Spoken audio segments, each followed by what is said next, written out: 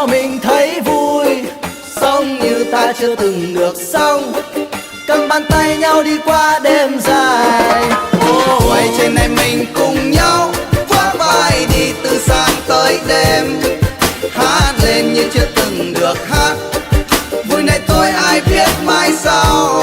Em ơi, đời loài người này ngắn lắm, cứ chi ai ôm hết âu lo, sống như ta chưa từng được sống, cầm bàn tay nhau đi qua đêm dài. Em ơi, dù cho mai này có ra sao thì em hãy nhớ bao nhiêu sầu lo sẽ qua màu, mọi chuyện sẽ ổn thôi khi ta còn yêu đời.